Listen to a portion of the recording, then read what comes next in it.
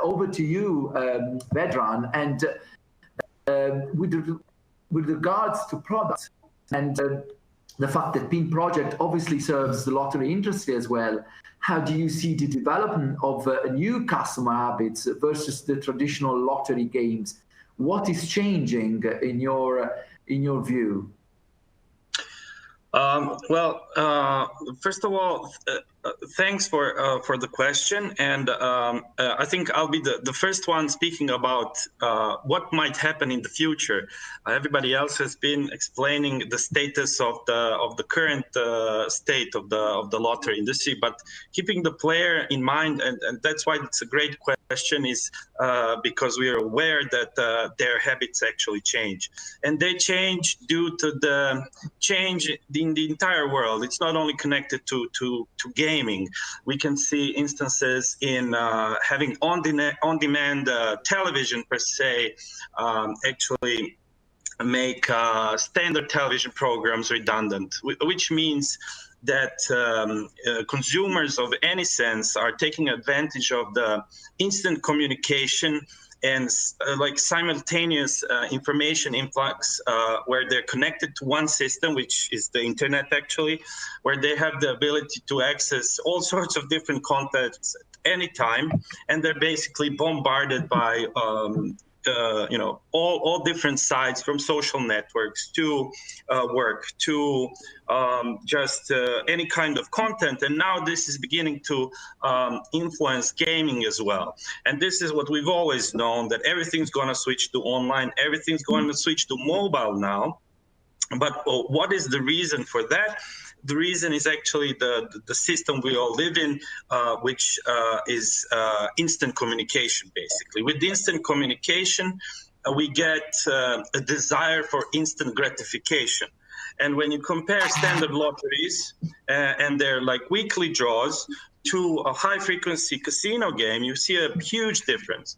And our games in PIN Project, which we developed, which actually hold instant in the name, which is Lotto Instant Win, and it's no coincidence that we actually did that, because we understood that instant gratification is going to become more and more important. So our games are based on live content with over 2,000 draws per day from mechanical drums, which means that we brought up the frequency of a lottery game to an incredible standard, but we also kept the machines mechanical. So we're not trying to compete with digital content in general sense. So it's not only virtuals, but we try to keep and retrieve what we think was value for the lotteries as well. So we keep part of the operation mechanical, we keep it live, but we brought up the speed a lot, basically.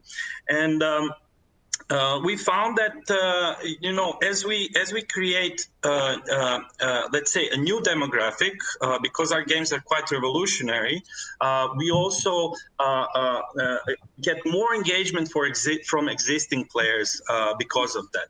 Because when they enter a lottery game which has a flow in itself and a continuous stream with one draw after the other, they keep more engaged. I think these things that I'm talking about seem quite simple now, but without understanding the world where we live in, it would be impossible to create a game such as this. Our company has been developing this for 5 years.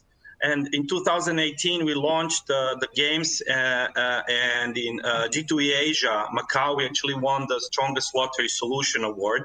And the reason for this is not only the high frequency of fixed odds betting on numbers, but also some other capabilities, scaling capabilities, which I'll probably talk about a little bit later.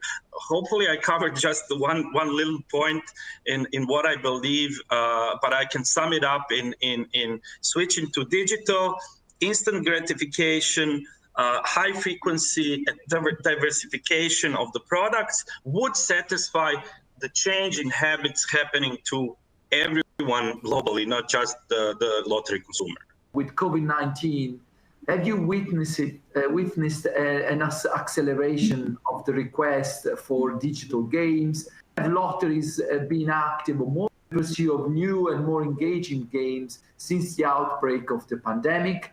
We have seen governments trying to motivate any companies to use digital payments and try to avoid cash in shops.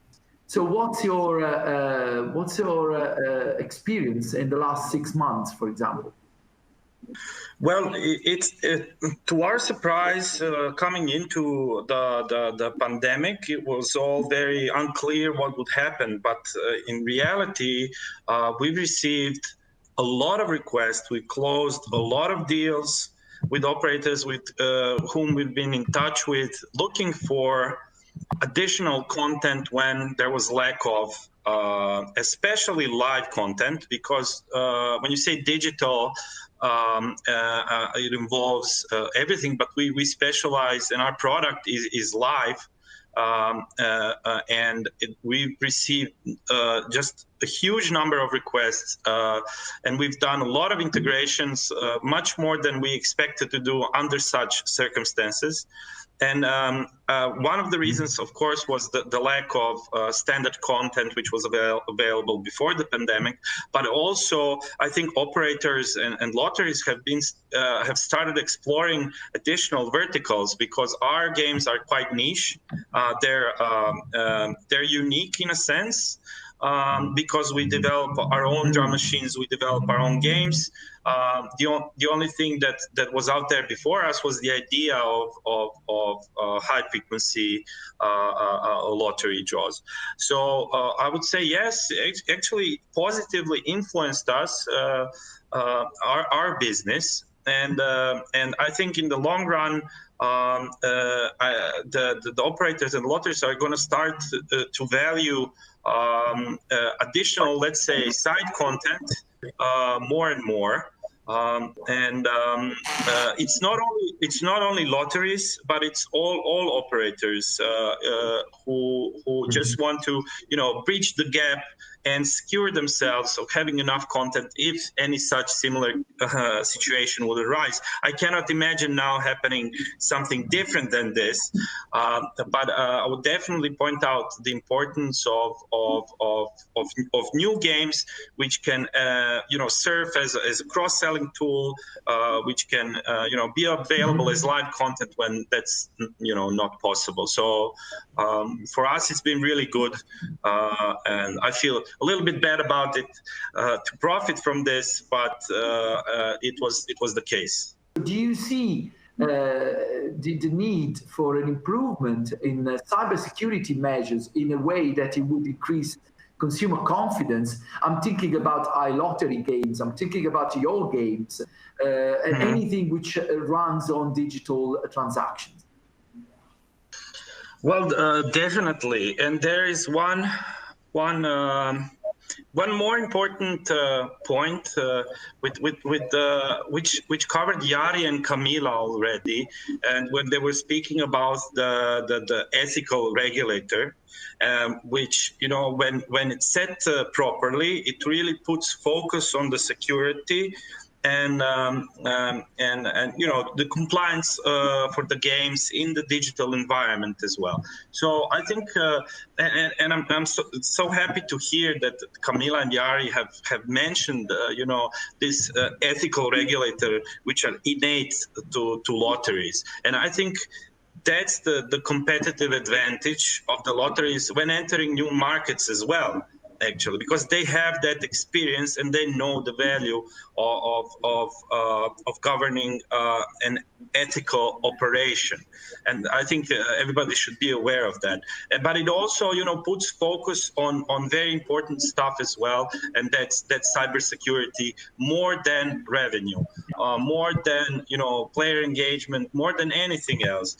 And so in that sense,